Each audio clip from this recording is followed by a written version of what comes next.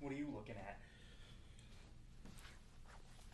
Hey folks, today is Friday, June 12th, 2020. As usual, my name is Jake Baldito, here to talk about all the video game news that has been going on this weekend. It was a pretty crazy week. Hope you guys are all well out there. It's very interesting times, but let's just jump in. We've needed some good news, and we got a lot thanks to the PlayStation 5 official reveal. There's a lot to talk about. First, we're going to talk about the hardware. Stick around though, because when we talk games, it's not really just PlayStation exclusive games. There's definitely stuff for everybody here. But the hardware, basically, here it is. The memes are amazing. This reverse ice cream sandwich thing is absolutely incredible. I love it. I also like when designs are a little tackier. I like adventurous things like this. So that's just me. We also did a video where we fully break down the console hardware. I will link that and everything else I talk about in the description down below. But the main takeaway is that the hardware itself comes in two different versions. There's the regular PlayStation 5 that has the 4K Blu-ray drive and a digital version that has no disc drive. So it's like thick boy and then like slender boy. But we have a rough idea of how big this thing is, thanks to some clever people on the internet who were able to kind of use the standardized size of the USB ports and also the disk drives themselves on other consoles to kind of create a rough comparison. So we have these images here, which are linked below. We want you to see them from their direct source who made them. So the PlayStation 5 is definitely by far the biggest boy we've ever had. He's really tall. He's also as thick as a launch PlayStation 3 and taller than a launch PlayStation. Wait, hang on. We have one actually.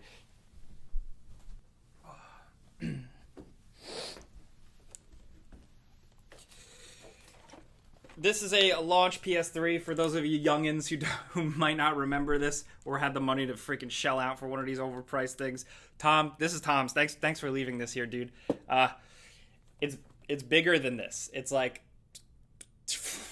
wow. How am I going to fit that? I'm very curious to hear what you guys think, but Sony did actually go on record after the fact talking about what the deal is, the design philosophy behind this massive thing. So Jim Ryan, head of PlayStation, did an interview with BBC and said, and I quote, "The PlayStation sits in the living area of most homes, and we kind of felt it would be nice to provide a design that would really grace most living areas. That's what we've tried to do, and we think we've been successful in that." So the PlayStation 5 is supposed to blend in and match your living room. I wish I lived in a spaceship, man. Dude, damn. Because it's like futuristic. It's not even like modern apartment. It's not like Patrick Bateman's all-white apartment. It wouldn't even blend in there. This has to fit in on a spaceship or next to an Alienware PC. I could go on and on about that. Like I said, I still like it. I'm curious to hear what you guys think. To be fair to Jim Ryan, he also said we wanted to do something that was bold and daring. We wanted something forward-facing and future-facing. Something for the 2020s. And that's cool. Whatever, dude. When I spend a bunch of money on plastic, I want it to feel like it's this futuristic device. The PlayStation 5 event definitely finally answered a lot of questions, but we still got two big ones in the air. How much is this sucker going to cost, and when exactly this holiday season is it going to drop? It's like the war of prices. Who's going to announce theirs first? It's like Cold War between Xbox and PlayStation. I love it. I'm just here eating popcorn. I think it's going to be a pretty hefty price tag, and the fact that they're offering a disk drive-less version might kind of soften the blow. Maybe it'll be $100 cheaper, something like that. I don't know. Curious to hear what you guys think in the comments. Like I said, we broke this all down, and we're going to talk about the games in a bit, but let's move on to some other news. The RTX 3080 possibly has leaked. Shout out to you PC gamers over there. I feel like it's been a minute since you've had some news, or we've had some news. This is quite a hefty card. Look at this thing. This thing is a monster. Now, of course, these are leaks. Take this with a grain of salt. But this thing's got a hell of a heatsink, and oh boy, I don't know. It does look a little bigger. I don't know if I'm going to be able to fit this in my small form factor build. This does apparently line up with older rumors, and it's kind of like all the chips kind of coming together correctly. This is also going to be like the NVIDIA Founders Edition, apparently. So yeah, that's something to at least look forward to on the horizon if you're a PC gamer. See, we got news for you guys too. It's exciting. Everybody's getting stuff right now. It's like gamer Christmas. It's almost like E3. Wow. RIP. Also, hot off the presses, there has been a leak this morning. We have spoken in the past about a Maverick announcement. That was the code name that has been teased and rumored by some journalists. Apparently, this Project Maverick is this leaked game that leaked on the Xbox store page this morning, Star Wars Squadrons, which apparently is going to be a flight combat game, very in line with a lot of classic Star Wars games I grew up playing, and I'm excited to hear that. Apparently it has a single player campaign, but that's not really the main focus. It's a bit short, and apparently the game is mostly focused on online space flight multiplayer combat. Say what you want about Star Wars, say what you want about Star Wars video games. I'm still 50-50 with them, with EA behind a lot of them, but the leaked art, that's just some good Star Wars art, I gotta say. And I am happy that they are making a game like this from the Star Wars universe, because it's been a while. We will probably hear more about it soon. That was just the leak. I'm sure the company's gonna come out and be like, oh yeah, we'll announce it next week. Something like that. So we'll keep you guys posted. Next up, this episode is brought to you by Raycon. You've probably heard about them by now. Celebrities endorse them, online creators do, and for really good reason. Raycon starts at about half the price of any other premium wireless earbud on the market, but they don't skimp out on the quality. Maybe you haven't gotten wireless yet. Consider the everyday E25 model. That's these guys right here. They come in a bunch of different colors. They're super discreet, low profile. Lately, I've been using them. I've been doing a lot of like online calls and video calls on Discord and stuff. They're low profile. You don't really see them. It's not that big of a deal. The carrying case is small, fits right in your pocket. It charges up to 4 times. The actual earbuds themselves can last up to 6 hours. I've said it before, but wireless earbuds are great, and you don't have to sweat pain an arm and a leg for these. These are solid. If you're curious and maybe you want to check them out, all you got to do is go to the link on screen here. It's also in the description down below. To get 15% off your first order, go to buyraycon.com/gameranx. And thanks again to Raycon for continuing to sponsor our videos. Thanks for that. Now, just a PSA. I think it would be weird not to acknowledge it. If in case you missed it, Last of Us Part 2 reviews are out. They are live from all the major outlets. I don't have a before you buy video up yet. Didn't get my hands on the game. I'm going to be getting it at launch and like marathoning it and putting out a video then. So that's when you can expect it. Don't get mad at me. Sorry. Also, in case you missed it, we asked for submissions so long ago, but we finally put out our video about the best photo modes in games, where we kind of just use it as an excuse to just highlight some great video game photographers and their awesome art and screenshot work in this video. We highlighted a lot of great users who make great things. It's linked in the description below. I do want to point out, though, we had an editing mistake, and one person's image got in there, but we had the wrong name at the bottom of the screen. So I wanted to give them a special shout out. On Twitter, Dr. Amalama, or at Amazing Dr. Llama. Just wanted to highlight some of their lovely work. Photo mode fan communities out there are awesome. Amma is a great member of that community, and like I said, we missed the name, so I wanted to give a shout out here. Their Twitter account is linked in the description below. Worth a follow for some pretty video game stuff for real. Also, Destiny players are getting some good new stuff with the new season that started this week. Plus, they laid out a 3-year roadmap with the next big update hitting in September, Beyond Light. We linked a breakdown in the description. Now, let's talk more about the games. We did get a lot of big, substantial, exciting video game announcements from this PlayStation event, of course. Can't highlight an in-depth talk about every single one, but some significant ones to point out. Obviously, the end of the show, the big stopper, of course, is the sequel to Horizon Zero Dawn. Horizon 2 Forbidden West. It does look gorgeous, and it looks like it pretty much just picks up right from the last game, to the point where Aloy looks the same and everything. We got an exciting tease for a game called Pragmata. That is a Capcom game. Also, Deathloop. We got another look at it. It's a game we already knew about, but this is a Bethesda and Arcane Studios joint, and it does look very much like an Arcane Studios game, but more focused on being like fast-paced and crazy all the time.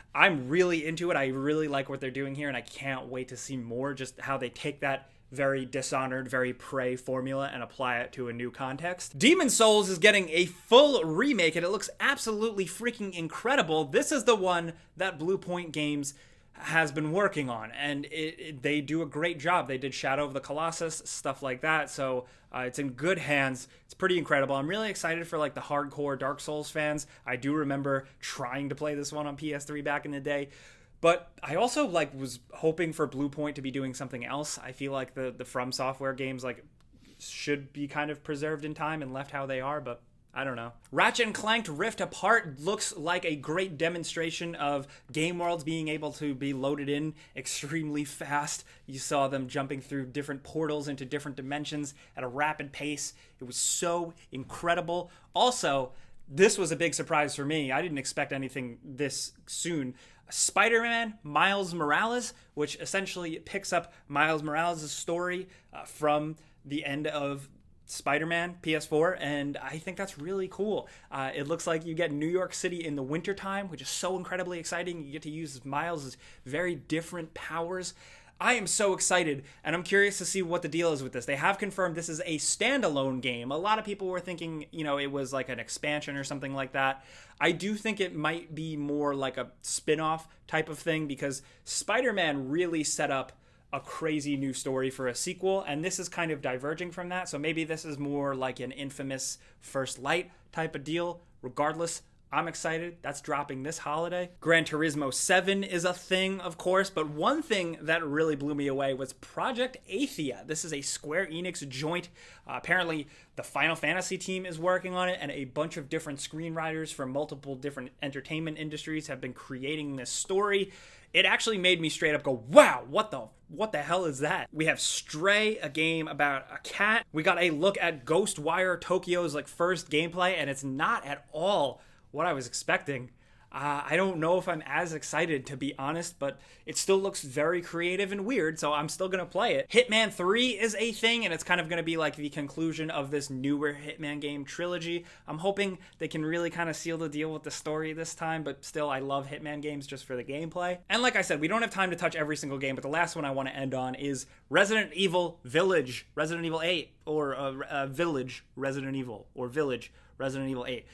Whatever, all the rumors that came out, all the leaks that we talked about previously, pretty much seem to have added up to this. This is an incredible trailer, and I'm going to be totally honest with you guys. I'm like a diehard Resident Evil fan. This is my new most anticipated game. I mean, The Last of Us comes out next week.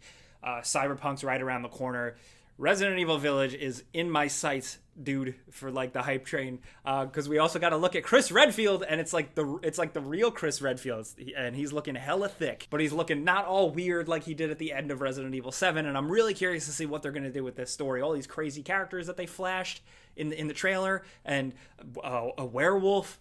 I am so in. Also, I do want to point out, shout out to Reddit and the user Leonida99PC, who's been compiling a list of games that we know from the PS5 announcements that are also going to be on PC. Those include, of course, Resident Evil 8, Hitman 3, Ghostwire Tokyo, Pragmata, Oddworld, Project Atheist, Solar Ash, Stray, Kena, Bridge of Spirits, Goodbye Volcano High, Deathloop, Little Devil Inside, NBA 2K21, Bugsnax, Godfall, and Jet the Far Shore. Chances are a lot of those games are going to appear on other consoles or platforms as well, but just wanted to take a moment to highlight this because I thought it was important to point out that it's not just all PlayStation exclusives right now. And that's what I wanted to end on, is that it's an exciting time. We've got new video game announcements, we've got new things to look forward to, and I'm excited that gaming is still going strong. I'm ready, dude. Hope you don't mind my unrelenting positivity, but I'm trying.